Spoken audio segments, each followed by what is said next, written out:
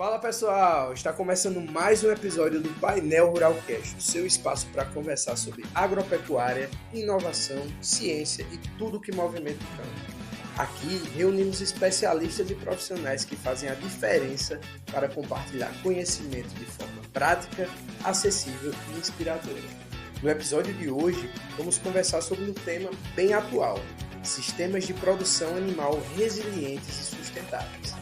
E para falar sobre esse assunto, tenho a honra de receber a doutora Salete Moraes, zootecnista pela Universidade Federal de Viçosa, mestre em zootecnia também pela Universidade Federal de Viçosa e doutora em ciência animal pela Universidade Federal de Minas Gerais. Atualmente, ela é pesquisadora da Embrapa Semiárido, onde atua na área de sistemas de produção animal sustentáveis, desenvolvendo pesquisas voltadas para fortalecer a pecuária e promover uma produção mais eficiente e adaptada às condições do semiárido. Salete, seja super bem-vindo ao nosso painel Ruralcast. Beleza? Então, para começar, o que caracteriza um sistema de produção animal resiliente no semiárido? Isso é muito importante porque o sistema de produção animal resiliente é o que a gente está buscando, né? Então, essa característica de resiliência não é igual a ser resistente, mas resiliência é aquela capacidade que o sistema tem de, quando ele é exposto a uma dificuldade, a uma adversidade climática, ele se reorganizar, ele se adapta, ele se adequa e ele se reorganiza para continuar em funcionamento. Então, quais são os maiores desafios enfrentados atualmente pelos produtores na região? A própria a diversidade do clima no semiárido já é a grande questão, é o grande desafio. Posto que esse desafio ele é histórico pelas características do semiárido, eu acho que o grande desafio hoje é a gente tentar colocar sistemas que sejam adequados a essa diversidade climática que a gente tem no semiárido, para que ele gere uma relação de lucro para o produtor, que ele tenha um conforto financeiro, que ele tenha uma sustentabilidade financeira. Então, quando falamos em resiliência, estamos falando apenas de suporte à seca ou esse conceito vai além? Com certeza vai muito além. Bem além, né? Bem além.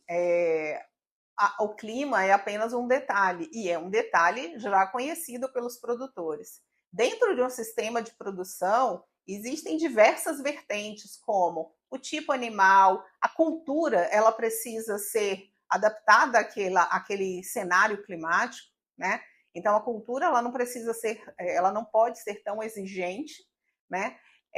A própria condição de escrituração econômica de todo o sistema de produção, ela precisa minimamente estar contemplada dentro do sistema de produção, até mesmo porque, se você não tiver essa escrituração econômica, você não consegue enxergar qual a tomada de decisão em todas essas vertentes que eu falei aqui. Então, quais as espécies animais apresentam maior adaptação às condições do semiárido? O animal, ele, além da condição do semiárido, ele vai ter que ser adequado ao próprio sistema de produção. Um sistema de produção de baixa tecnificação, um sistema extensivo, que na maioria a gente vê aqui, né, no semiárido, essa coisa ela está mudando um pouco. A intensificação de produção ela está aparecendo, mas não como uma questão de intensidade, mas uma questão de controle local. O controle e a produção de alimento para o animal já ter uma terminação em área, né, de coxo, né? Isso aumenta, claro, aumenta o investimento econômico, mas aumenta também o retorno, né, que o produtor vai ter, aumenta o cuidado que vai ter com o animal. Então, esse animal ele precisa estar acostumado, ele precisa ter uma certa rusticidade que se adeque tanto ao cenário climático quanto ao sistema de produção. Então, quando você vai aumentando a tecnificação do sistema de produção, você pode ir melhorando esse animal. Esse animal ele pode ser mais produtivo, a resiliência dele vai ser um pouco menor, mas você pode mesclar um animal que ele tenha alta resiliência, alta resistência e ser um animal que te dê ganhos, né, de produto, como carne e leite, por exemplo. Perfeito. O potencial da caprinocultura e da ovinocultura ainda é subestimado na região? É sim. A gente enxerga que a partir do momento que os produtores começaram a se organizar, começaram a introduzir tecnologias e organização dentro do sistema de produção, eles começaram a enxergar que eles podem, né, entregar animais melhores. O mercado tem uma demanda ainda altíssima, né? O mercado é ávido por esse produto. Então, quando o produtor ele começa a se reorganizar e ele começa a jogar no mercado um produto de melhor qualidade, ele vê que ainda tem muito a fazer, que é um potencial incrível ainda por conta da demanda. Então, existem tomada de decisões dentro do sistema de produção animal que eleva, né, a qualidade do seu produto e o próprio custo-benefício muito além, né, do que o produtor imagina. Eu vejo muito em campo mesmo, muitos produtores super interessados em saber o que é uma escrituração zootécnica, como eu posso melhorar isso. Dificilmente é algo que percebíamos há 30, 40 anos. Perfeitamente. Inclusive, a gente pode estar falando né, escrituração zootécnica, escrituração econômica, mas são decisões pequenas, são decisões mínimas. O próprio fato de você fazer um manejo sanitário no nascimento do filhote do animal, né, ou no próprio nascimento do animal, você fazer um manejo sanitário, isso já te leva para animais mais saudáveis, com ganhos de peso maiores, né? Você fazer estratégias como conservar a própria forragem da época da chuva, né? Técnicas de conservação, como silagem ou fenação, isso já eleva a tecnicidade e a economicidade do sistema de produção.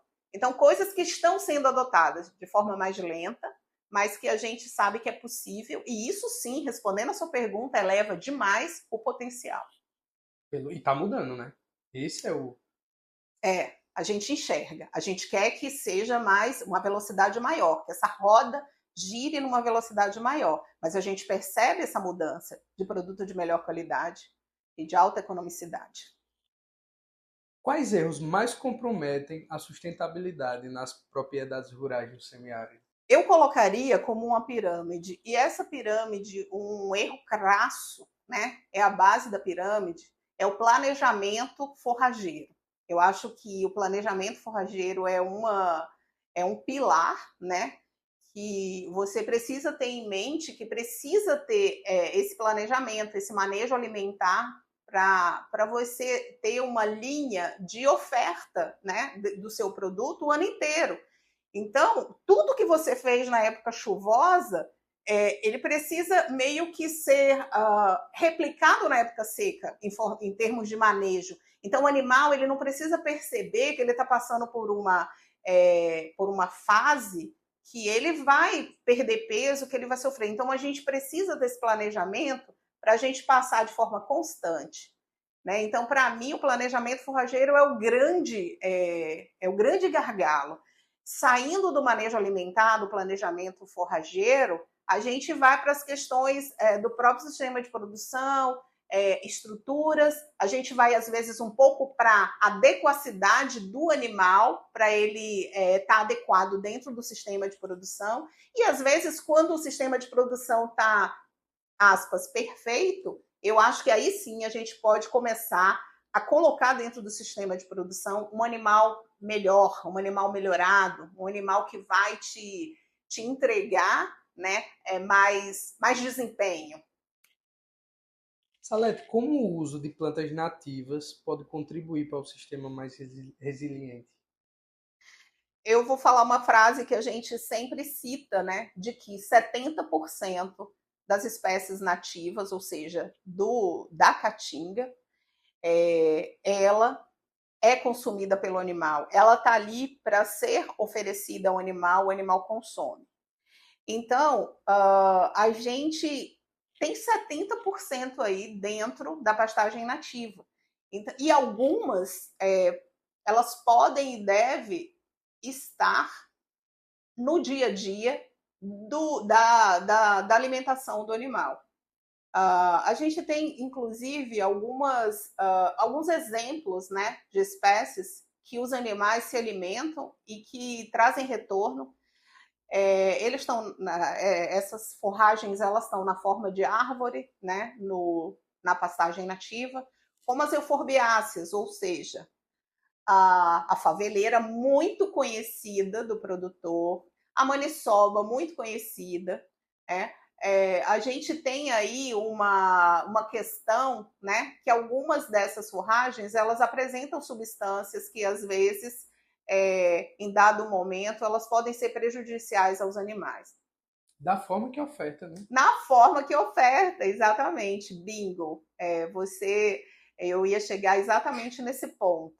Então, o próprio planejamento estratégico da forragem e a adoção da conservação dessa forragem, ela neutraliza, né, essa dificuldade do composto que pode fazer mal ao animal.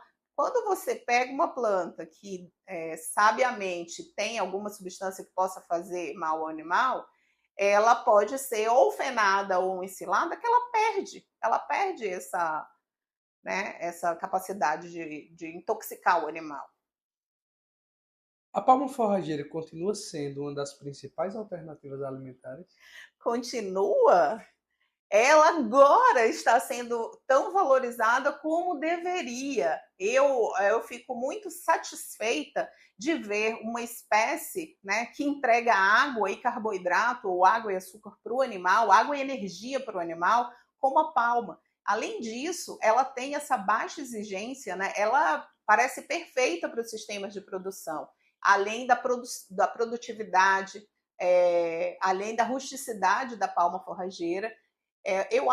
Eu diria fundamental a presença da palma forrageira nos sistemas de produção animal, quer seja na forma de fornecimento do coxo, ou até em alguns momentos pastejo direto, né, pastejo assistido. Mas eu fico muito satisfeita de ver a valorização que está sendo dada à palma forrageira atualmente. E tem muita gente que faz até conservação com ela, faz farelo de palma. Aham. Sim. O manejo da caatinga pode aumentar a produtividade sem comprometer a conservação ambiental, Salete? Sim, sim. Inclusive, a gente tem um ponto importante, né, que a gente precisa olhar mais pela caatinga. Existem várias opções de melhorar a eficiência de uso dessa pastagem nativa, como a taxa de lotação adequada para algumas áreas de caatinga. A gente sabe que a pastagem nativa, ela tem uma capacidade de suporte mais baixa do que uma área de pastagem cultivada que o produtor formou. Mas a caatinga, ela sobrevive mais, né? Uma pastagem cultivada com capim, ela te dá essa...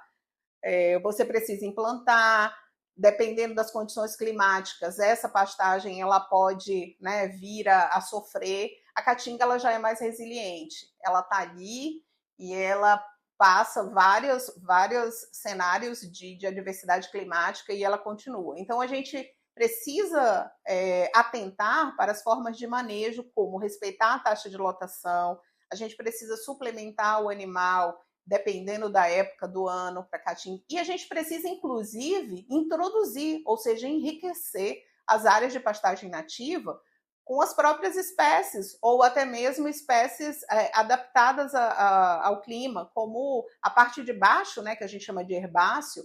É interessante que a gente faça um enriquecimento ali para que o animal ele tenha disponibilidade a mais biomassa de forragem, tanto da biomassa das árvores, quanto na parte do herbáceo, onde ele realmente pasteja. O que mudou nos sistemas produtivos no semiárido nos últimos anos?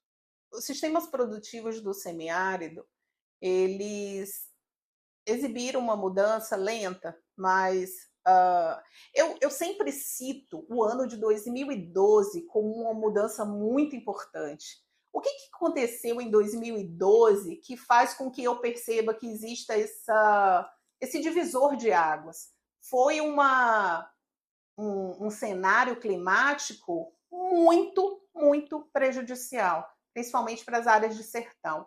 2012, ele impactou tanto áreas de agreste quanto áreas de sertão, né? E talvez para o sertão tenha sido pior. Então, a partir de 2012, alguns produtores, eles parece que eles acordaram para a adoção de algumas tecnologias, porque é como se 2012 fosse um ponto, né, de partida de que eles acordaram para que eles precisam serem estratégicos. Então, uma coisa que eu percebo é que de 2012 para cá, a adoção de forragens conservadas ela foi maior. Os cuidados, né, as tomadas de decisões tecnológicas, como adotar forragens que exijam menos água, né, fazer até cultivos integrados, né, de gramíneas e leguminosas, e realmente fazer uma produção de alimento para tentar chegar no período seco mais confortável, né, para os animais eles terem essa constância de status nutricional. O melhoramento genético pode contribuir para aumentar a resiliência dos rebanhos? Sim, existem dois vieses. O melhoramento genético, ele precisa encontrar, dependendo do que você está melhorando ali, e os animais consigam te retornar ou, né, ou voltar com ganhos melhores, com maiores produtividades do produto, seja carne e leite, e o melhoramento genético per si, né, sozinho, ele é uma coisa mais elaborada, né? Tem que chegar num animal que realmente traga aquelas características. Muita gente não sabe, mas a característica de uma fêmea leiteira, ela é herdada do pai, né? Então, assim, são vários fatores que precisam ser levados em consideração e tem que tomar muito cuidado para que essas seleções não causem prejuízo, né, aos produtores. O bem-estar animal também impacta a produtividade em ambientes quentes? Total, total. Um animal que está desconfortável climaticamente é um animal que não vai se alimentar, ele vai perder toda aquela energia que ele adquiriu, né, na alimentação, ele vai adquirir para ele voltar, ele tenta voltar para aquela faixa de conforto. Então, hoje eu diria que com as condições que a gente tem no semiárido, no sertão, e até mesmo com uma proposta de recuperação de pastagens degradadas, eu orientaria e eu diria que a introdução de componentes arbóreos nas pastagens cultivadas, né, seria uma grande opção para que isso dê conforto melhor para os animais. Porque por mais que você diga, um animal ele resiste a altas temperaturas, mas quando você põe esse animal na zona de conforto, ele vai te responder muito melhor, ele vai gastar menos daquele alimento que você está proporcionando para ele, né? O pastejo dele vai ser muito mais eficiente, ele vai ter conforto de sempre estar ali pastejando nas áreas de forragem. E o resultado disso é a produção. Né? Sim. O animal e o produto, eles sempre vão estar no final dos sistemas, no final das cadeias, né? São os animais e os produtos que vão inferir, né, se você tem uma eficiência, se você está no caminho certo, se você está tomando as decisões de forma adequada, de forma correta. O uso de sistemas integrados é uma alternativa interessante para o semiárido? Eu diria que não é uma alternativa interessante, é uma alternativa fundamental. Enquanto que sistemas convencionais, se eles não adotarem os sistemas integrados, eles vão continuar produzindo nos sistemas do semiárido, sistema de produção do semiárido. Eu não vejo outra alternativa senão a gente fazer a integração de culturas, né? de sistemas mesmo dentro das propriedades. E são vários fatores. São fatores de nutrientes. Por exemplo, se a gente tem um sistema onde integrado de espécies diferentes, onde ali a gente vai ter mais de 3 nutrientes, como fibra, proteína, energia, às vezes água, no caso da palma, sombra para o animal. Então, para mim, isso já torna a adoção de sistemas integrados para o semiárido fundamental em comparação com sistemas convencionais. O sistema ILPF seria um desses? Os sistemas integrados, eles estão dentro do sistema ILPF. E o que é o sistema ILPF? Exatamente. Eu ia abrir o conceito aqui. Apesar da gente não estar falando de ILPF, mas a gente está falando de sistemas resilientes e sistemas sustentáveis. Então, os sistemas integrados, eles decididamente, comprovadamente, eles são sistemas mais resilientes e mais sustentáveis. Então, a sigla ILPF, ela diz que é integração lavoura, pecuária e floresta, né? Então, a gente pode aí fazer várias combinações, a gente pode produzir grãos, e depois colocar a leguminosa, depois os grãos. A gente pode fazer a integração de grãos com pastagem e, principalmente, a gente adotar a introdução de componentes arbóreos nas pastagens. E os componentes arbóreos, eles têm diferentes fins.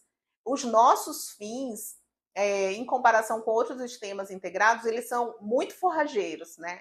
Talvez seja as regiões onde a introdução de um componente arbóreo na pastagem se destine também à produção de forragem. E em outros sistemas pelo país, você pode trabalhar aí com produção de madeira, né? Com o resultado da introdução de componente arbóreo. Quais indicadores mostram que uma propriedade está se tornando mais resiliente?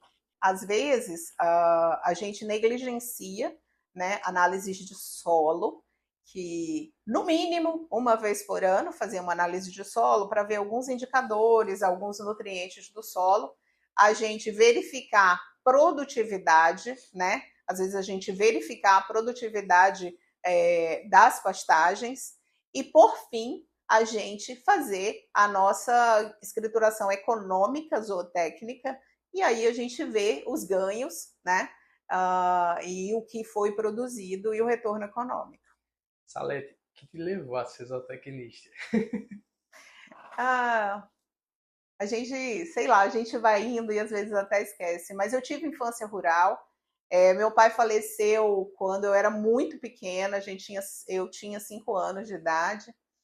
E a minha mãe, nas férias, ela assumiu a fazenda, ela abandonou, ela era diretora, professora, e ela abandonou a profissão, abandonou mesmo, ela não pediu demissão, ela abandonou, para que ela pudesse assumir a fazenda. Então, era uma responsabilidade muito grande.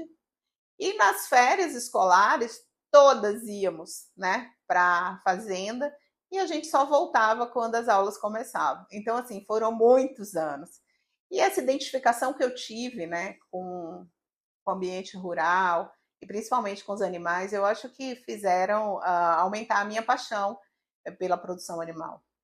Então, a última pergunta. Na sua percepção, como a presença feminina tem transformado a pesquisa agropecuária e o desenvolvimento de tecnologias para o campo?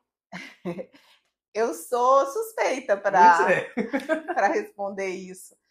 Mas eu vejo a mulher mais cuidadosa, eu vejo uma visão mais estratégica, eu vejo uma visão mais panorâmica, né? Às vezes os nossos colegas zootecnistas, eles são mais focados. E eu acho que tem que existir esse equilíbrio, essa junção. Mas eu faço esse elogio, né, à presença feminina na zootecnia para dizer isso. A gente, talvez as mulheres elas sejam mais ponderadas nas decisões, mais cuidadosas, né? E eu acho que eu fico muito orgulhosa da participação feminina na zootecnia. Salete, muito obrigado. Ela está fazendo careta aqui, viu? Muito obrigado pela sua participação. Eu fico muito feliz com com o que você representa em minha vida. Você é minha mãe científica. E fico muito feliz. Muito obrigado, viu, Salete? Estou emocionada, mas muito obrigada. Tantas vezes que você me convidar, eu vou aceitar e a gente vai trabalhar junto. Eu acho que a zootecnia é uma grande paixão de todos que estão, né, tanto no meio científico quanto nas propriedades, fazendo consultoria, os técnicos, os próprios produtores. A gente precisa alimentar esse país de proteína, Com né? certeza. Pessoal, se curtiu esse episódio, compartilhe com todos os amigos, siga o Painel Rural Cast nas plataformas de áudio e no YouTube e acompanhe as nossas redes sociais. Para parcerias, sugestões de temas ou para apoiar esse projeto, entre em contato pelo e-mail painelruralcast@gmail.com. Se você deseja colaborar com o podcast via Pix, é só utilizar a chave painelruralcast@gmail.com. Qualquer ajuda é bem-vinda, meu pessoal. Eu sou Saulo Laete e esse foi mais um episódio do Painel Rural Cast. Até o próximo episódio.